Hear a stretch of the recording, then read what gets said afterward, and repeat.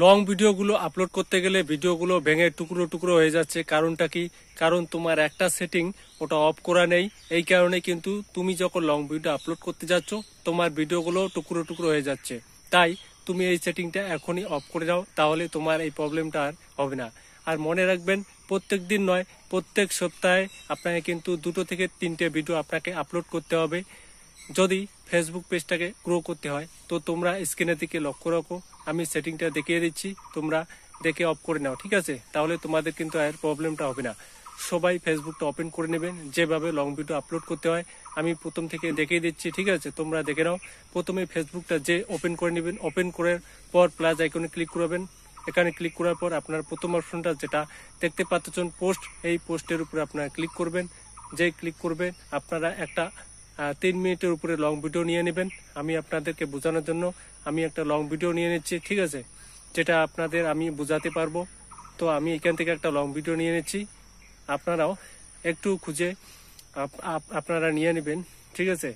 তো আপনারা একটু ভিডিওটা দিকে লক্ষ্য রাখুন, আপনারা দেখুন শিখে যাবেন। আমি একটা লং ভিডিও পেয়ে গেছি, ঠিক আছে? ভিডিওটা নিয়ে নিলাম, নিয়ে আপনারা উপরে দেখুন say something about this video. ভিডিওটা আপনার সম্পর্কে কোনো একটা ক্যাপশন লিখে দিবেন। দেওয়ার পরে উপরের দিকে দেখুন নেক্সট অপশন, এই নেক্সট অপশনে ক্লিক করবেন।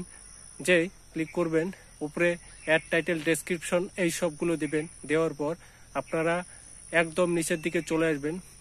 আর নিচের দিকে চলে আসবেন, উপরের দিকে ঠেলা দিবেন, দেখবেন নিচের দিকে যেই চলে আসবেন আপনার একটা অপশন পাবেন, create playlist from your videos.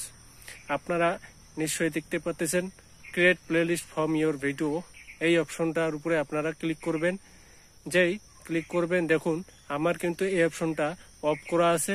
তোমাদের যদি এরকম অন করা থাকে, তো তোমাদের এরকম দুটো যদি অন করা থাকে তাহলে কিন্তু তোমরা যখন লং ভিডিওগুলো আপলোড করবে, ঠিক আছে, তখন তোমাদের কিন্তু ভিডিওগুলো ভেঙে টুকরো টুকরো হয়ে যাবে, ঠিক আছে? তো তোমাদেরকে এটা বন্ধ করতে গেলে আপনারা এভাবে অফ করে রাখবেন। দেখবেন আপনাদের কিন্তু আর কোনো সময় কিন্তু এরকম ভেঙে টুকরো টুকরো হবে না, ঠিক আছে? তো এভাবে কিন্তু আপনারা অফ করবেন। এভাবে অফ করে আপনারা উপরে দেখতে পাচ্ছেন সেভ অপশন, এটা সেভ অপশনে ক্লিক করে দিবেন। তাহলে কিন্তু আপনার যে ভিডিওটা অফ হয়ে যাবে, ঠিক আছে? যদি আপনারা শুধু এরকম অফ করে যদি উপরে সেভ অপশনটা না করেন তাহলে কিন্তু আপনার এটা কিন্তু সেভ হবে না। আপনি যখন আবার ভিডিও আপলোড করতে যাবেন তখন কিন্তু আবার আপনার এটা ভেঙে টুকরো টুকরো হয়ে যাবে। তাই আপনাদেরকে বলছি ভিডিওটা ভালো করে দেখুন, দেখে শিখে নিন।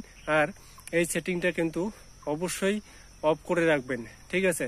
তাহলে কিন্তু আর পরবর্তীতে এই প্রবলেমটা আর হবে না। সবার ভিডিওটা কেমন লাগলো? যদি ভালো লাগলো অবশ্যই ভিডিওটা শেয়ার করে দিবেন। আরো নতুন নতুন মানুষদের চোখে পড়বে, তারা শিখে যাবে। অনেক অনেক ধন্যবাদ।